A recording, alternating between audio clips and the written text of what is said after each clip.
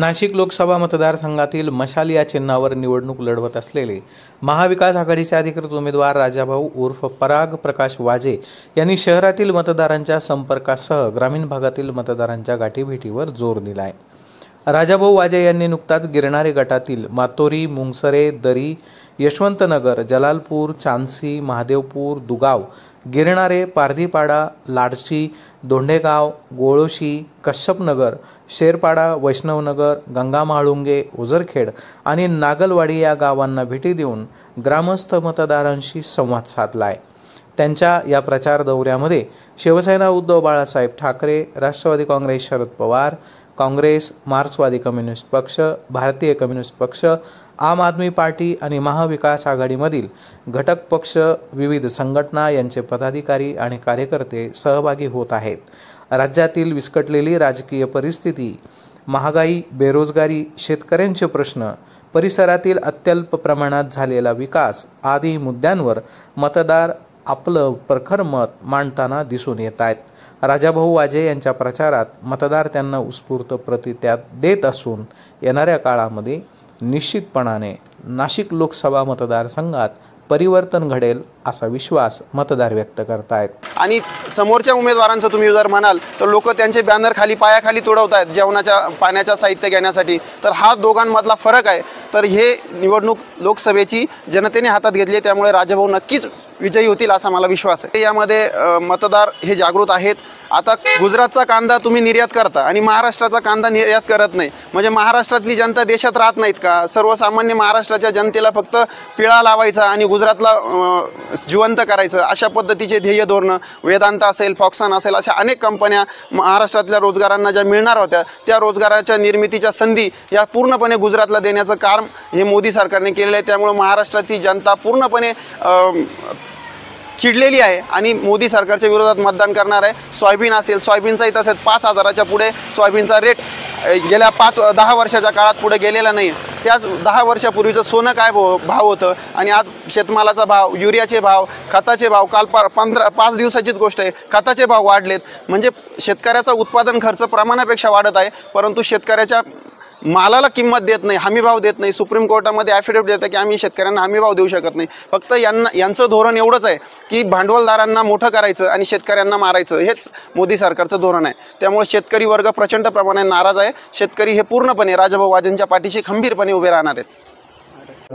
आदरणीय आमदार साहेब, माझे आमदार आदरणीय योगेश बापू गुल्लम, आदरणीय लक्ष्मण भाऊ मंडाले आणि सर्वच शिवसेनेचे, राष्ट्रवादी काँग्रेस, शरद पवार गट, काँग्रेस, शिवसेना, बाकी सर्वच पक्षाचे समर्थक जे आहेत ते नेते, कार्यकर्ते, पदाधिकारी हे सर्वजण बरोबर आहे। आणि एकूण मतदारसंख्या 19 लाख मतदारांची आहे। प्रत्येकाकडे जाणं, प्रत्येकाकडशी बोलणं हे कोणत्याही परिस्थितीत शक्य नाही। प्रत्येक गावात जाणं सुद्धा शक्य नाही। नाशिक शहरात प्रत्येक गल्ली बोळात जाणं सुद्धा शक्य नाही। परंतु तरीसुद्धा प्रत्येक गावापर्यंत नाही कोणी भेटलं तर कमीत कमी मर्दरायाची तरी दर्शन घ्यावं त्या गावातलं आणि आपण पुढे जावं या भावनेने आम्ही सर्वत्र फिरत आहोत। 20 मे रोजी होणारी सार्वत्रिक निवडणूक ही लोकसभेचा सदस्य निवडण्यासाठी आहे आणि आपण ती निवडणूक कोणत्या परिस्थितीत निर्माण झालेली आहे किंवा कोणत्या परिस्थितीत ही निवडणूक होत आहे यालाही खूप महत्त्व आहे। आता 10 वर्षापूर्वी घर घर मोदी असा नारा देऊन भारतीय जनता पक्ष आणि सर्वच मित्रपक्ष असतील किंवा शिवसेनाही त्यांच्याबरोबर होतं, हे सर्वजण एकत्र येऊन एक सर्व जनतेला, सर्वसामान्य लोकांना स्वप्न दाखवत फिरले आणि ते स्वप्न इतके मोठे स्वप्न होते की प्रत्येकाला असं वाटत होतं की आपल्याला कुणीतरी देवदूत आले आणि आपल्या सगळ्या अडचणी आता दूर होणार आहेत। 5 वर्ष गेले, दुसरे 5 गेले आणि आता आपल्या लक्षात येतं तर ह्या त्यांच्या भाषेत जर सांगायचं तर हे राजकारणातले जुमले आहेत। निवडून येण्यासाठी हे जुमले होते आणि याच्यातल्या बऱ्याचशा गोष्टी या खोट्या होत्या।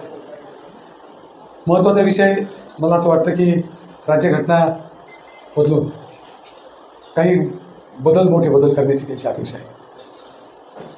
हिटलरशाही, दडपशाही हे निर्माण होण्याचे प्रयत्न चालू आहे। आता दडपशाही चालू आहे। कुणी विरोधी बोललं तर ईडी, इन्कम टॅक्स सगळे रेड चालू होतात आणि मग कुणीही माणूस, सर्वसामान्य माणूस पुढे यायला घाबरतो। तुम्ही काही केलं नसलं तरीसुद्धा काहीतरी अडचण करून अटकेत ठेवून 2-2, 3-3 महिने माणसं अटकून ठेवतात आणि मग प्रत्येकजण त्याला घाबरतो। तुम्ही आपल्याला विनंती करण्यासाठी आलेलो आहे ही दमनशाही, दडपशाही दूर करायची असेल तर 20 मे रोजी होणारी निवडणूक अतिशय महत्त्वाची आहे।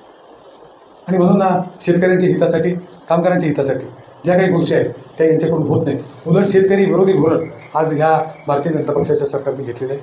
अजिबात शेतकऱ्यांकडे लक्ष नाही. कांद्याचे भाव असतील, टमाट्याचे भाव असतील किंवा जे काही शेतकऱ्यांच्या वस्तू असतील त्याच्यावर भाव नाही, परंतु जे GST खाली आणून खतं असतील, औषधं असतील, बी बियाणं असतील त्यांच्या किमती भरमसाठ वाढवून शेतकरी अडचणीत कसा राहील यासाठी प्रयत्न करायचे, असं हे धोरण मला वाटतं सर्वत्र दिसत आहे. आपण सर्वांनी त्याचा विरोध करण्यासाठी आपल्याला एकच संधी आहे आणि ती संधी म्हणजे लोकसभेची निवडणूक. सरकारच बाजूला केल्याशिवाय या अडचणी आपल्या दूर होणार नाही आणि म्हणून सरकार बाजूला करायचं असेल तर 20 मे रोजी होणाऱ्या निवडणुकीत मशाल या चिन्हासमोरील बटन दाबून आपल्याला महाविकास आघाडीला मतदान करायचं आहे. हे मी आपल्याला विनंती करून सांगू इच्छितो. निशाणी मशाल आहे. आपल्याला राजकारण काय चाललं हे समजतं. कोण कुणाबरोबर आहे, कोणी कुणाला धोका दिला, सत्तेसाठी कोणी काय काय केलं हे सर्व जर पाहिलं तरी मग मला असं वाटतं की आपण सर्वांनी मिळून एकच ध्येय आणि एकच धोरण ठेवावं आणि महाविकास आघाडीला मतदान करावं. इथल्या आपल्या नाशिक लोकांना महाविकास आघाडीची निशाणी ही मशाल आहे आणि मशालीच्या चिन्हासमोरील बटन दाबून आपण मला आपल्या सेवेची संधी द्यावी ही विनंती करतो. थांबतो. जय हिंद. वेद न्यूजसाठी प्रतिनिधी अनिल गुंजाळ, नाशिक.